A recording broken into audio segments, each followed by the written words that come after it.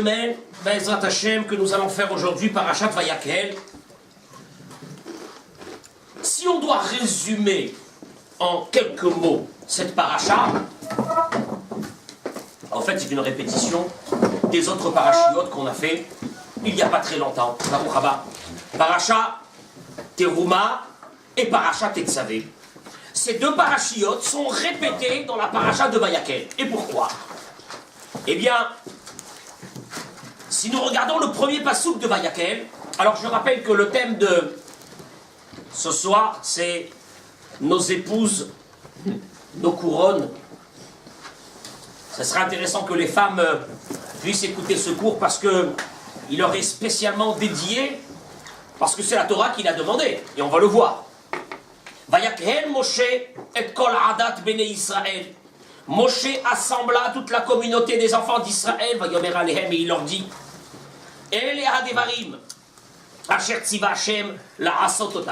voici les choses que l'Éternel a ordonnées pour les faire. Quoi? Qu'est-ce que c'est? Rashi dit, voilà ce qui s'est passé. Au fait, on va prendre l'ordre chronologique. Moshe Rabbeinu, au moment du don de la Torah, il est monté la première fois dans la montagne. Combien de jours? 40 jours et 40 nuits. Il descend. Et c'était le jour de Yud Zayin Betamouz, le 17 Tammuz. Vous vous souvenez que ce jour-là, qu'est-ce qu'on fait nous? On jeûne. Il descend de la montagne, il voit que les bénis Israël ont fait la voie du veau d'or. Il prend les tables de la loi et il les brise. Baruch haba. Il prend les tables de la loi et il les brise. Le 17 Tammuz. Qu'est-ce que fait Moshe Rabbeinu à partir de ce moment? Il remonte une deuxième fois. Pourquoi, monsieur Tuitou? Juste pour implorer le pardon. Parce que Dieu a dit, laisse-moi, je détruis ce peuple et j'en fais de toi une grande nation. Après ces 40 jours de pardon, il redescend.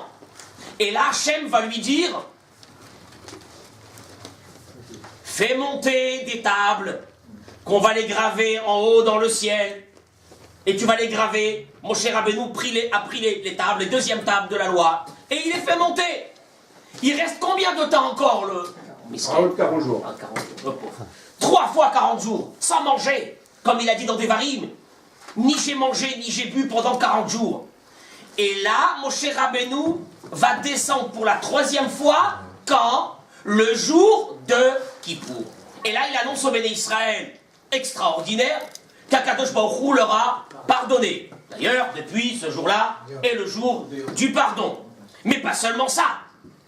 Il dit au béné Israël, voilà tout ce que Dieu m'a ordonné, nous on le sait déjà, hein, dans Parashat Teruma et dans Parashat Tetzavé.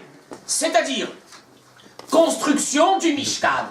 Vayakhel Moshe, Moshe rassemble le lendemain de Kippour les béné Israël. Il est descendu avec la 3e fois avec l'étape de la loi. Il dit Rashi, les Machorat Yom HaKippourim. C'était le lendemain de Kippour, quand il est descendu de la montagne. Et là, il rassemble les béné Israël. Et qu'est-ce qu'il demande aux béné Israël? Eh bien, c'est la suite qui est marquée juste après la mitzvah du Shabbat. Kehu meitechem teruma. On retourne à Teruma. Vous allez prélever de l'or, de l'argent, du cuivre, Baruch haba, des peaux de bêtes, etc., pour la construction de quoi? Du Mishkan. On est d'accord? Donc, l'ordre chronologique, elle est la suivante. On est le lendemain de Kippour. Lui, Moshe Rabbeinu, a reçu les commandements de la construction du Mishkan. Quand? Bien avant, non, bien avant. Bien avant, il les a reçus. Mais il n'a pas pu les transmettre au béné Israël. Pourquoi? Parce qu'au moment où c'est qu'il a voulu les transmettre au béné Israël, ils avaient fauté. Ils avaient fait la faute du veau d'or. Donc, il va attendre de redescendre la 3e fois avec le pardon, Baruch haba. Et au moment où c'est qu'il descend, il annonce au béné Israël, donc, 1, le pardon, et 2, c'est la paracha de cette semaine, vous devez donc apporter les dons pour construire le Mishkan, et bien sûr, c'est ce que les béné Israël vont faire. Ils vont choisir Betzalel, Ben Uri, Ben Hur, etc. C'est ce qui va se passer dans cette paracha. Bien. Mais on peut se poser la question. Oui. Pourquoi Moshe Rabbeinu, ça lui importe autant que le peuple juif qui reste en vie? Puisque de lui peut sortir la même nation. Pourquoi nous et pas des autres? Pourquoi le Ham d'Israël, qui a fauté, qui est déjà caché or et puis la nuque raide, tout ça, il a fauté plusieurs fois. Moshe Rabbeinu a été, dans la Torah, appelé le berger du Ham Israël. Un berger, il laisse pas son troupeau. Mais il va y en avoir un autre. Moshe Rabbeinu ne veut pas d'un autre. Moshe Rabbeinu, il veut des enfants d'Israël. Ça, c'est sûr. Mais les autres aussi sont enfants d'Israël. Non. Ça n'importe. Un berger n'abandonne pas son troupeau. D'accord. Pas shoot. Bien. n'abandonne pas son frère. Le Midrash Tanchuma. À Botaï, on a une heure très intensive. Je veux que vous soyez avec moi. Je vous en prie. Le Midrash Tanchuma, il dit Atamotse Shebeyam Kippurim Mitkaper Lahem. Tu vois que le jour de Kippour, il aura été pardonné. Ou Bo Bayom. Akadosh Baruch Hu, il a dit ce jour-là Ve'asuni Mikdash Ve'shachantim Betocham. Afin que quoi? Pourquoi Akadosh Baruch Hu a demandé à Moshe donc de construire le Mishkan? On l'a dit déjà il y a 3 semaines dans Parashat Teruma, afin que les nations verront que Akadosh Baruch Hu leur a pardonné. Amar lo Akadosh Baruch Hu. Et alors qu'est-ce qu'il va, Hachem? Femme et de l'or. Pourquoi? Pourquoi de l'or? Akadosh Baruch Hu, il a besoin de l'or. Pourquoi faire? Il lui a dit Hachem à Moshe Rabbeinu, Yavo Zahav Sheba Mishkan. Il termine le Midrash et il dit que vienne l'or pour la construction du Mishkan. Et qui pardonnera l'or qu'ils ont donné pour faire le veau d'or. Comme il est écrit, les bénis Israël, ils ont pris tous leurs bijoux qu'ils avaient à leurs oreilles et ils ont donné ça pour la faute du veau d'or. Amenez de l'or pour pardonner l'or, la faute du veau d'or. J'arrête sur ça. Simplement, je voulais vous mettre d'abord dans l'ordre chronologique des choses. Et d'ailleurs, on va constater que Parashat Vayakhel, elle est pratiquement une répétition de la paracha de Teruma et de Tetzavé, bien sûr. Mais au fait, c'est parce que ces 2 premières parachiotes avaient été l'ordre donné par Hachem, et celle-ci, c'est maintenant le moment où Moshe transmet, lui, cet ordre au Béné Israël. Ça, c'est la première des choses. Très bien. D'ailleurs, le Midrash, il continue dans le Midrash Rabbah, Peret Kafret, et il dit Beota kalkala shinit kalkelu, avec les mêmes fondamentaux d'erreur qu'ils ont fait au début, c'est-à-dire avec cet argent qu'ils ont donné et qu'ils ont fait pour le veau d'or. Ils ont apporté des nézamim, ils ont donné à ce moment-là leur boucle d'oreille. Eh bien, il dit le Midrash, il termine et il dit Benezamim chat'ou, avec des boucles d'oreilles, ils ont fauté, ou Benezamim nitratzelahem, et avec des boucles d'oreilles, il leur a pardonné. Et oui, effectivement, les béné Israël vont apporter, on va le voir, les boucles d'oreilles, l'or et tout ce qu'ils avaient pour donner pour le Mishkan. Très bien. Le Sforno et le Chiskouni demandent, je pense, la question centrale de la paracha de cette semaine. Cette question, mes chers amis, on l'a posée, mais on n'est pas arrivé à la fin de cette question il y a quelques années, il y a peut-être 2 ans ou 3 ans, je ne sais pas, ou peut-être plus. Si on synthétise en quelques mots la paracha Teruma, nous avons combien de parachas jusqu'à Vayakhel? Teruma, Tetzavé, Kitissa, et là on est à Vayakhel. On est bien d'accord? Dans paracha Teruma, quels ont été les sujets traités? Qu'est-ce que Dieu a demandé là-bas à Moshe Rabbeinu de faire dans paracha Teruma?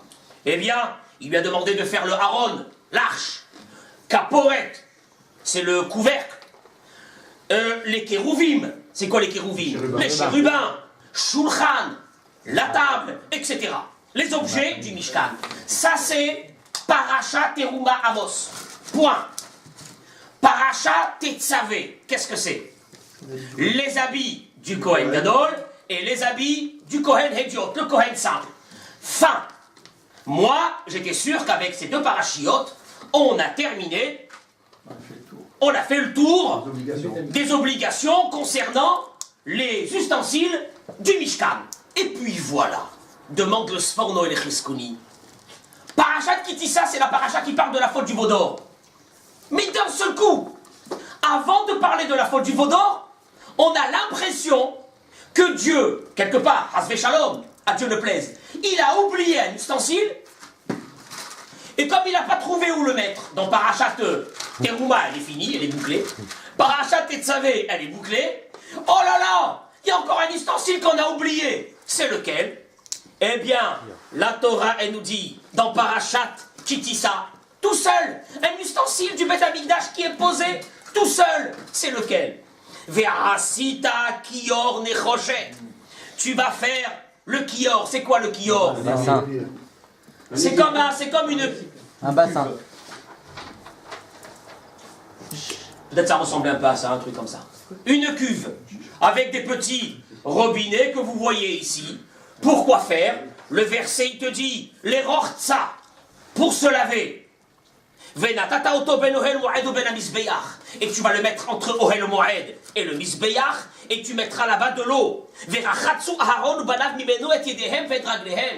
Ils se laveront, Aaron et ses enfants, leurs pieds et leurs mains. Bevoam et l'Ohel Moed, au moment où ils viendront à la tente d'assignation, ils se laveront avec cette eau. Velo yamutu, et ils ne mourront pas. C'est-à-dire que s'ils rentreront dans le Ohel Moed sans se laver les pieds et les mains avec l'eau de ce kior, de cette cuve-là, eh bien, ils mourront. Et le passage qui termine et il dit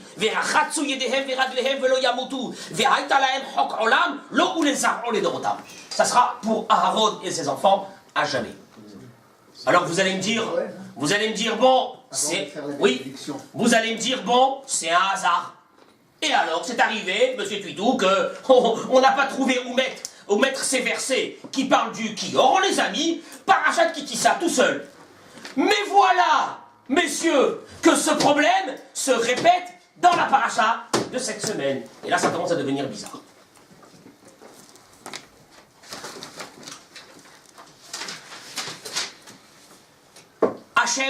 Moshe ordonne au béni Israël la construction du Mishkan. La suite de la paracha. Vayaas Betzalel et Aaron. Vous me suivez, Betzalel, il a fait quoi? Le Aaron. Il se passe à peu près une dizaine de versets. Je ne vais pas compter, mais à peu près. Vayaas et Ashulchan. Il a fait la table, où c'est que seront posés les pains à multiples facettes. Suit encore à peu près 7 ou 8 versets. Vayaas et Amenora. Binyamin. Il a fait quoi? La Menorah. Vayaas et Misbeach à Ketoret. 10 versets après. Il a fait... Betzalel a construit quoi? L'autel de sacrifice, pas de sacrifice, c'est l'autel d'encens, qui a été fait en or. Ça continue. Vayaras et Misbeach ha'ola, 10 versets après. Il a fait l'autel de sacrifice des holocaustes. L'autel de sacrifice que nous connaissons. Bon, on a fini, ça y est. Et voilà en dernier encore le pauvre.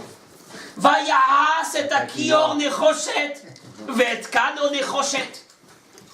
Il a fait la cuve en cuivre et son support en cuivre.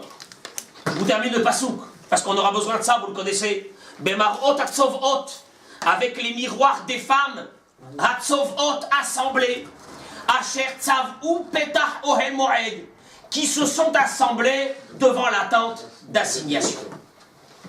Je repose ma question. Qu'a-t-il fait de mal cet objet pour être mis en quarantaine? Au moment de l'ordre donné par Dieu, il est mis à la fin. Au moment de la conception dans la paracha de cette semaine, de cet ustensile, il est mis aussi à la fin. Question que posent le Sforno et le Chisroni. Baruch Haba. Parce que c'est les femmes qui devaient le recouvrir avec l'étain. Et alors? On va le voir, Et alors? Mais pourquoi à la fin? Hein? Pourquoi à la fin? Zako Baruch, c'est ça la question. Pourquoi à la fin? Parce que c'est plus important.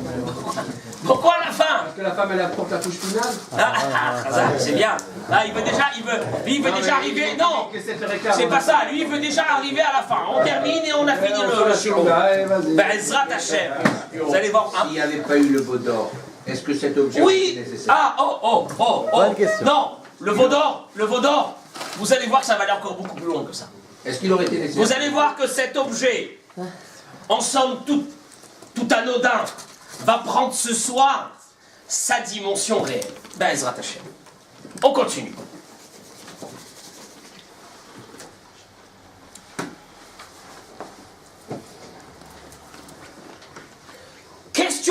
Deuxième question, suivez-moi. Que pose le Chizkouni par rapport à cet objet?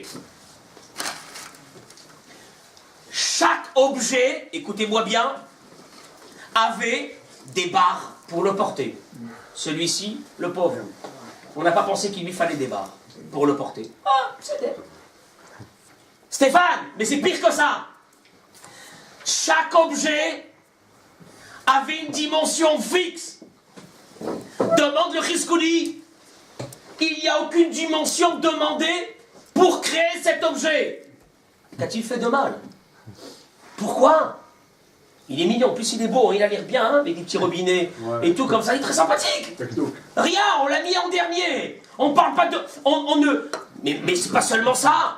Pas seulement ça. Vous savez que dans la paracha de Bamidbar, je dis bien pas le livre de Bamidbar, dans le livre de Bamidbar, paracha de Bamidbar, il y a là-bas, il y avait une procédure très spéciale pour porter chaque objet pendant les voyages. Attention que quelqu'un déroge à la règle. C'était très dangereux. Chaque objet avait une façon spéciale. Qui devra le porter? Comment il sera porté? Est-ce qu'il sera porté sur des charrettes? Ou est-ce qu'il sera porté, entre guillemets, sur les épaules? Comme on voit le Aaron, qui soi-disant, il était porté. Mais il portait ce qui le portait. Mais en tout cas, il y avait une façon très spéciale.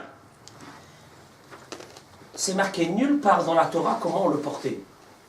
Même il commence à me faire de la peine. Qu'est-ce qui se passe? Et d'ailleurs, il dit le Even Ezra dans la paracha, Rine en la kior vekano badim. On ne sait pas comment on le porte, il n'a pas de barre. Veoulai.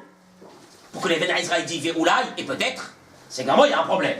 Et peut-être, ala agalot ayunisaim. On les mettait sur des charrettes. Sur des charrettes, peut-être. Mais en tout cas, ça reste dans le flou. Ça reste dans le flou artistique total. Comment est-ce qu'on portait?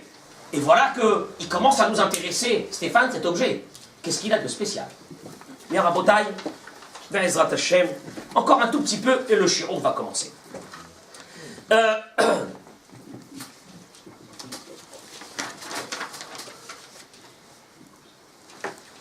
C'est le... Écoutez bien ce que je dis et je reviendrai sur ça. C'est le seul objet que nous savons qu'il a été entièrement à 100% offert que par les femmes. C'est-à-dire, si vous prenez la Ménorah, lors de la Ménorah, qui c'est qui pouvait dire la partie de l'or qui est là, c'est à moi?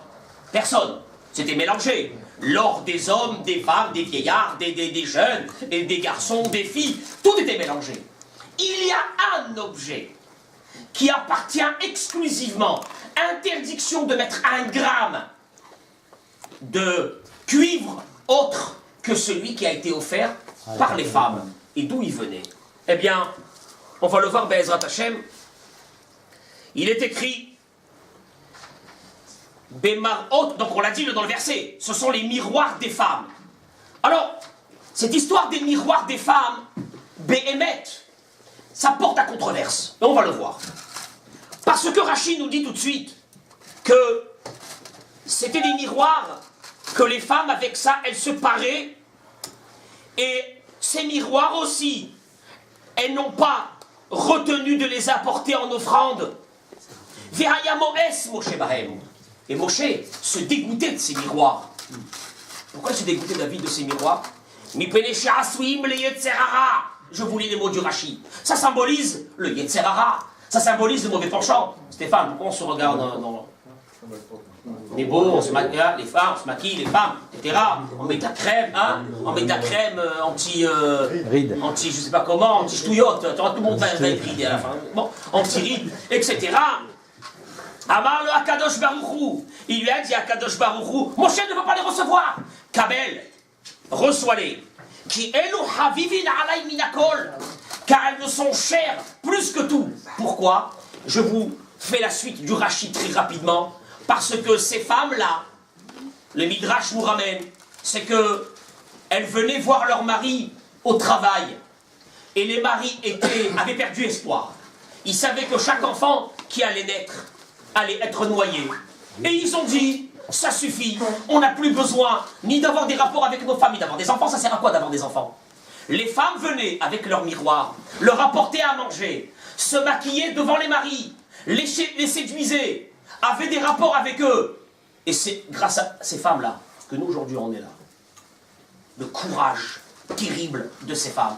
Hachem, il a dit, ces miroirs sont précieux pour moi. Je veux que tu les prennes pour faire avec ça le kior. Bien, ça c'est ce que Rashi nous apporte. Très bien. Effectivement, les miroirs Amos sont faits pour le Yetzer Hara. La Gemara nous raconte l'histoire d'un nazir qui est venu chez Shimon HaTzadik et il lui a dit, je suis venu pour couper mes cheveux. Il avait une chevelure exceptionnelle. Il lui a dit, pourquoi? Continue ton désira. Il lui a dit, non, j'arrête. Je vais me couper les cheveux. Pourquoi? Il lui a dit, parce que je me suis penché sur une rivière et j'ai vu mon visage. Et mon Yetzer a sauté sur moi. Et je lui ai répondu à mon Yetzer. Sur quoi tu t'enorgueilles? Tu vas t'enorgueillir sur un corps qui va devenir un jour de la poussière et de la vermine. Il a juré à ce moment-là de couper ses cheveux. Donc le miroir, c'est le symbole. Et Moshe Rabbeinu ne veut pas recevoir ces miroirs. C'est l'orgueil. C'est tout ce qui est autour du Yetzer Hara. Très bien.